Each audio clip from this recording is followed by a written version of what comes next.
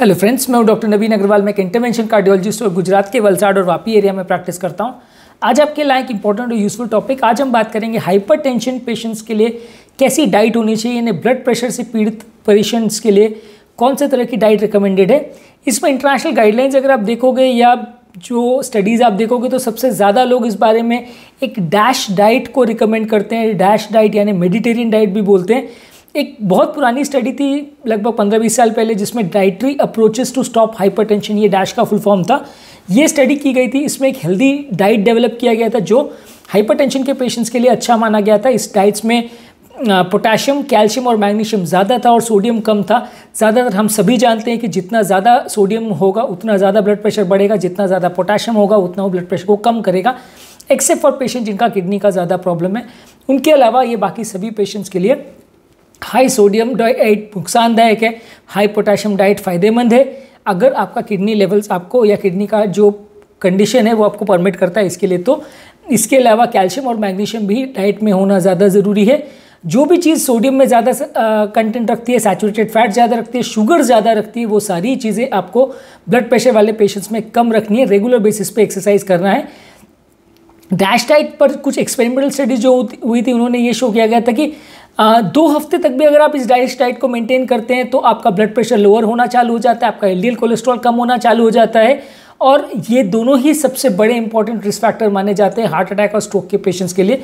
तो अगर ये दोनों ही चीज़ को आप कम कर पाते हैं तो आपके लिए अच्छा माना जाता है। नॉर्मली इंडियन डाइट में रिकमेंड माना जाता है कि हमारे जो इंडियन जो नॉर्मली हम खाना खाते हैं उसमें 8 से 12 ग्राम तक का नमक देखा जा सकता है। तो हमें जितना रिकमेंडेड सॉल्ट इंटेक गाइडलाइंस कहते हैं वो खाली 2 से 2.5 ग्राम पर डे होता है, यानी एक छोटा चम्मच से भी कम। और इसमें खाली एक्स्ट्रा टेबल सॉल्ट की हम बात नहीं कर रहे हैं, इसमें जो सब्जियों में अंदर बाकी जो आप पदार्थ बनाते हैं या दाल साग सब्जी जो भी बनाते हैं, सब चीज़ के अंदर जो नमक डलता है वो भी इसमें काउंटेड है। ये सब मिला के दिन भर में लगभग 2 से 2.5 ग्राम होना चाहिए। जो स्टैंडर्ड डैश डाइट का रिकमेंडेशन है उसमें दिन भर में 2.3 ग्राम्स पर डे यानी एक छोटा चम्मच नमक रिकमेंडेड है। और एक और वर्जन है डैश डाइट का जिसे रिस्ट्रिक्टेड डैश डाइट बोलते हैं, उसमें इसका रिस्ट्रिक्शन ऑलमोस्ट 1500 मिलीग्राम यानी 1.5 ग्राम पर डे होना चाहिए। जितना ज़्यादा आपको रिस्ट्रिक्शन रिकमेंडेड है आपके ब्लड प्रेशर लेवल के हिसाब से आप डॉक्टर के साथ डिस्कस कर सकते हैं। मैं तो ऐसा कहूँगा कि जितना आप मैक्सिमम मेंटेन कर सके उतना ज़्यादा आपके लिए अच्छा है, क्योंकि अदरवाइज़ ये देखा गया है कि ज़्यादातर लोग इतना स्ट्रिक्ट डैश डाइट या कोई भी डाइट जिसमें इतना कम नमक हो वो मेंटेन ही नहीं कर पाते, क्योंकि ऑब्वियसली इससे आपके खाने का स्वाद तो कम हो ही जाता है। तो ज़्यादातर लोग इतना रिस्ट्रिक्टेड डाइट नहीं मेंटेन कर पाते। अगर आप कर सके तो आपके लिए बहुत अच्छा है, हेल्दी लाइफस्टाइल के लिए बहुत इंपॉर्टेंट है।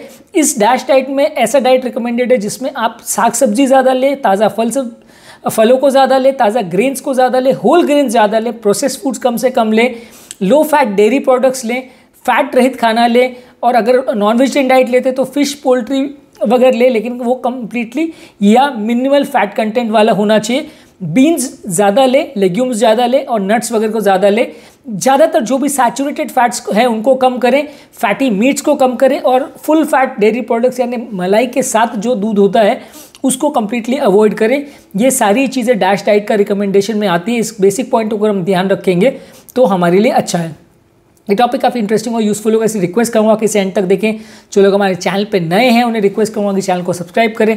जो लोग आपकी कोई कमेंट्स, क्वेरी, सजेशंस या कोई और टॉपिक्स पर आप चाहते हैं वीडियोस बनाएं तो नीचे कमेंट सेक्शन में उनके बारे में बताइए, हम उन्हें भी कवर करने का ज़रूर प्रयास करेंगे। आते हैं आज का टॉपिक पर। आज का टॉपिक डैश डाइट के बारे में था, हमने ऑलरेडी इसके बारे में काफ़ी बात की है। Dash diet basically potassium, calcium, magnesium, fibre, protein rich होता है, सैचुरेटेड फैट कम होता है, सोडियम इसमें कम रहता है। ऑन एन एवरेज जो रिकमेंडेशन है कि अगर आपका दिन भर में 2000 कैलोरी का अगर इंटेक है, दिन भर में अगर आपको 2000 कैलोरी खाना है तो इस डैश पूरी चीज़ें या सीरियल्स वगैरह जो भी आप लेते हैं, राइस है, पास्ता है, सब कुछ ग्रेन्स में आता है, ये आपको दिन भर में 6 से 8 सर्विंग्स लेने हैं। एक सर्विंग का मतलब ये है कि फॉरेन कंट्रीज़ में सर्विंग्स के हिसाब से कैलकुलेट होता है, अपने यहाँ पे तो खैर सर्विंग्स का सिस्टम नहीं है, पर मान के चलिए कि एक स्लाइस ब्रेड अगर आप ले रहे हो तो वो एक सर्विंग में काउंट होगा। एक 300 से 400 ग्राम अगर आप सीरियल का बाउल ले रहे हैं तो वो एक सर्विंग में काउंट होगा। आधा कप अगर आप सीरियल ले रहे हैं या राइस या पास्ता ले रहे हैं तो वो एक सर्विंग में काउंट होगा।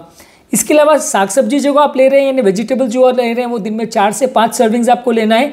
एक सर्विंग में लगभग 1 कप ताज़ा हरी साग सब्जी होगी, आधा कप रॉ या कुक्ड वेजिटेबल्स होगा और आधा कप उसका जूस होगा। ये मिला के एक सर्विंग बनाता है। फ्रूट्स का भी उसी तरह 4 से 5 सर्विंग आपको लेना है। एक सर्विंग का मतलब एक छोटा या मीडियम फ्रूट, आधा कप फ्रेश फ्रोजन या कैंड फ्रूट या आधा कप फ्रूट जूस, ये एक सर्विंग में आता है। आपको 4 से 5 सर्विंग पर डे लेने हैं। Fat free low fat dairy products का दिन भर में 2 से 3 सर्विंग्स लेना है, जिसमें एक सर्विंग का मतलब है 1 कप दूध या 1 कप दही या 1 से 1.5 आउंस चीज़ अगर आप ले रहे हो। नेक्स्ट है लीन मीट्स यानी फैट फ्री मीट्स आपको लेने हैं, पोल्ट्री और फिश लेना है। ये ऑन एन एवरेज 1 आउंस के 6 सर्विंग्स आप ले सकते हो। इसको आपको कम रखना है, बहुत ज़्यादा नहीं। एक सर्विंग का मतलब है 1 आउंस मीट फिश या पोल्ट्री अगर आप ले रहे हो या 1 अंडा अगर आप ले रहे हो तो वो 1 सर्विंग में काउंट होगा। ऑन एन एवरेज 6 सर्विंग्स आपको पर डे लेना है, जितना कम ले उतना अच्छा।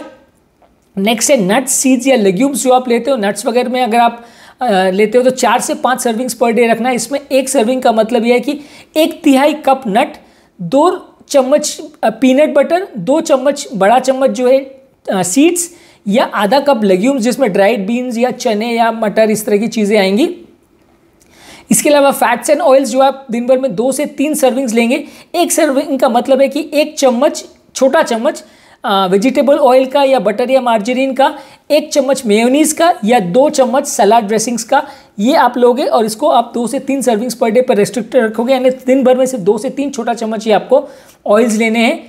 स्वीट्स और शुगर्स की अगर बात करें तो आपको 1 हफ्ते में 5 सर्विंग से कम लेना है। यानी 1 सर्विंग का मतलब है कि 1 बड़ा चम्मच शुगर जेली या जैम, आधा कप कोई शरबत वगैरह ले रहे हैं या कोई लेमनेड ले रहे हैं 1 कप, तो 1 हफ्ते में आपको 5 सर्विंग्स लेने हैं, यानी दिन भर में 1 से भी कम। अगर आप इतना स्ट्रिक्ट अगर डाइट को मेंटेन करते हो तो आपको ब्लड प्रेशर मेंटेन करने में ज़्यादा सहूलियत मिलेगी।